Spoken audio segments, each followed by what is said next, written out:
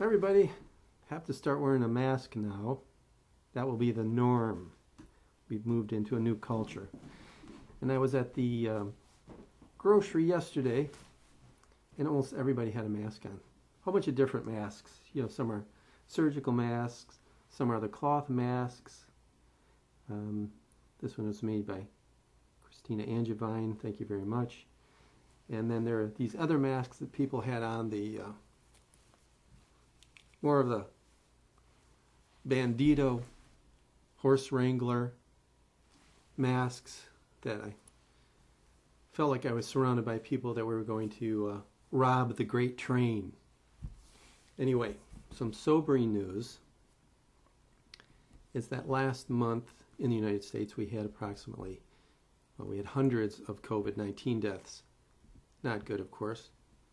But as of today, we have over 52,000 deaths just since last month. So they're very staggering numbers. Our hope would be to flatten this. In other words, stop getting worse, stabilize, and get better. I think it's hit home too here in the office because we had a family member actually die of COVID-19. In Ohio, we flattened the curve. We've really done a great job. Flattening the curve means we're not getting worse. It doesn't mean we're getting better. It just means we've stopped the progression and we're just sitting there on that flat part of the curve hoping to go down, decrease our infections, decrease our hospitalizations, decrease our ICU admissions, and decrease our deaths. So we're still working in that direction. In Ohio, we've done a great job, but we're still not there. School is, or has been canceled. Everybody knows about that. And my own mindset is, well, maybe next week things will be better. Maybe in 2 weeks it'll be better and we can start getting out of the house and we can start having sports and getting the kids involved. I don't think that's very realistic anymore. Our mindset should be hopeful that that can happen, but realistically, we should set a goal that we will all work towards getting our children back in school by late summer.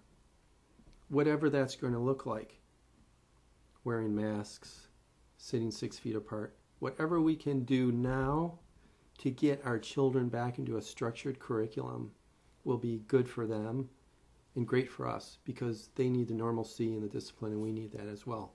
And then hopefully, once we can get them into that environment, move toward extracurricular activities, however that may look, to work toward getting them back into sports and dance and all that stuff. Next topic. I know everyone out there is intelligent. I know everybody out there has common sense. But there was one question, not that you actually thought you would do it, but it was kind of something that, based on the latest news, you asked. And that question was, what are your thoughts about inhaling bleach? Not drinking it, not injecting it, but allowing the fumes or aerosolizing it in your nebulizer to help prevent or to treat coronavirus. And everybody already knows that's not a good idea. That's not going to work. There's no science or medicine. Don't do it. In fact, you can actually give yourself a pneumonia, a chemical pneumonitis from doing that. So that's all I'm going to say about it. It's just the fact that we shouldn't even be talking about that. Even asking questions, it's dangerous, don't do it. Moving on. Here in the state of Ohio, Governor DeWine is starting to open the crack of the door a little bit so we can put our foot out a little bit. The motto used to be for this coronavirus, stay at home. It has evolved to safer at home, meaning you're better off at home, but you can venture out a little bit, but you have to be careful. The importance of that is because you don't know if you have the virus. And I don't know if I have the virus. I could have it for 48 hours without being symptomatic, meaning I may feel great and have the bug in me and give it to you, and you won't even know the difference, and I won't know the difference because I look fine. Same with you. So Dr. Amy Acton, who's the health director of the state of Ohio, put it like this, and she said, if I wear a mask, I'm saving you, and I'm saving your life. And if you wear a mask, you're saving my life because you can't infect me and I can't infect you if we're both wearing masks. And I think that's a very logical and practical approach. Okay, the next thing that the American Academy of Pediatrics is encouraging us to perform well checks, make sure your kiddos are okay, update their vaccinations.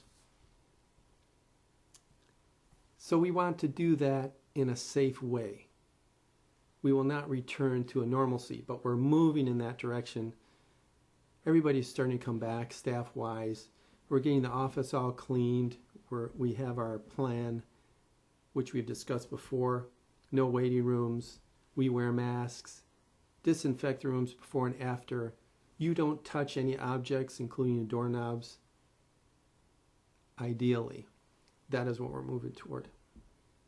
So, as we approach May, we will try and get back to some degree of normalcy in a safe way.